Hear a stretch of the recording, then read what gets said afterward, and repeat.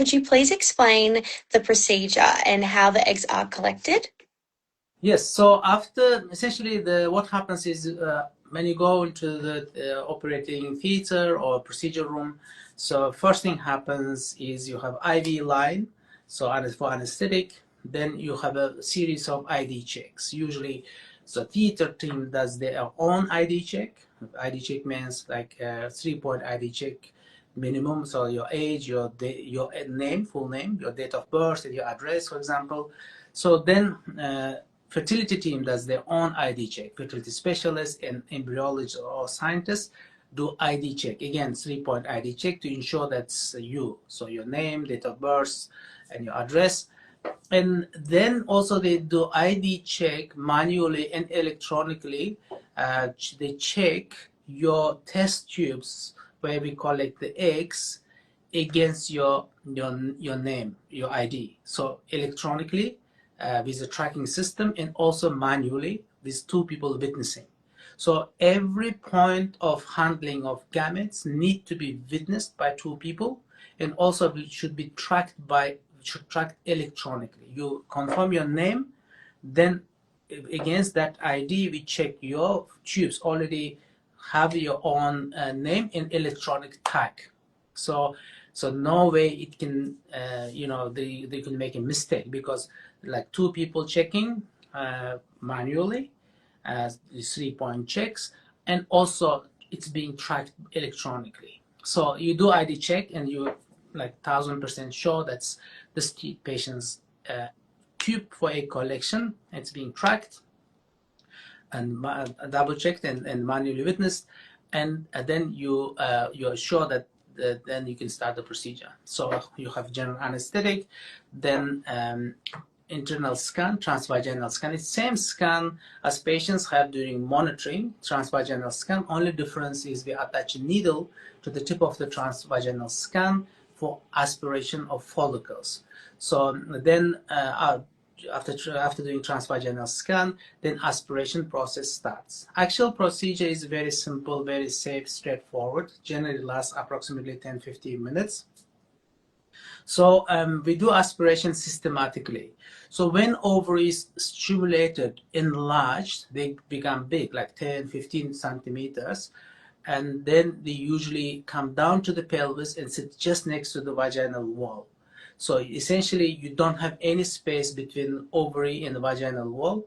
So you go to the one side, let us say start from right side, you just you put the scan probe and pierce the needle through the vaginal wall, and straight you go to the ovary. There's no gap. So literally between your needle and follicle and egg is maybe literally like 3-4 millimeters, 3-5 millimeters. So you go straight to the ovary, and then usually it requires 1 puncture for each ovary. So 1 puncture to the left ovary, right, 1 puncture to the right. Why? Because you go with 1 puncture, then systematically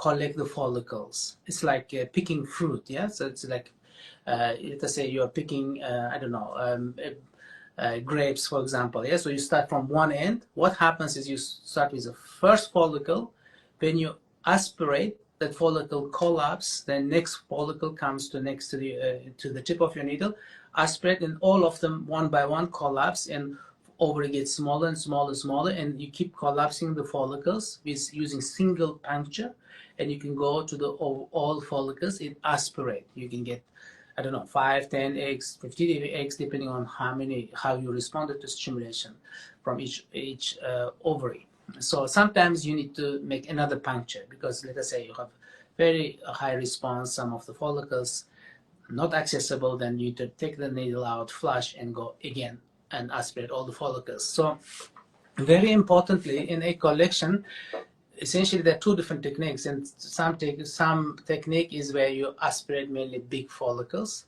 Second technique is you aspirate all follicles. So that second one is best, because looking at the follicle size, we cannot tell, oh, this is going to give us a mature egg or not. We don't know. So we need to aspirate smaller or big, all follicles fully, and give that fluid to the embryologist, and they go through this fluid. Embryologist looks through the fluid and picks eggs from the fluid. So this why aspirating all follicles of both ovaries is the most optimal technique, which ensures you get as many eggs as you can. Like we said, number of eggs you get is one of the biggest factors which determines your success in IVF. So then you pass the fluid to the embryologist. Immediately there and then embryologist checks and picks the eggs and puts a special dish, and they double check the fluid. Then they take the fluid, leftover fluid, to the lab, and then double check with a much bigger microscope to make sure that you haven't missed any eggs. So that's why we get initial number, then it gets double checked in the lab, and if there's some additional eggs, if they find, they add to the number, and you get total number of eggs. So so then once you aspirate, then stop the procedure to make sure there's no bleeding. The chance of bleeding in a collection is extremely small.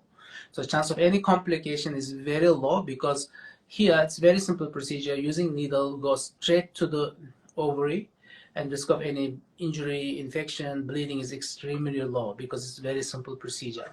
So so the whole procedure lasts about 10-15 minutes. You would complete the aspiration, then patients move to the recovery room, and they wake up within like 10-20 minutes after the egg collection, even if they had a deep sedation, and they get observed for a while. Then they will be discharged to home.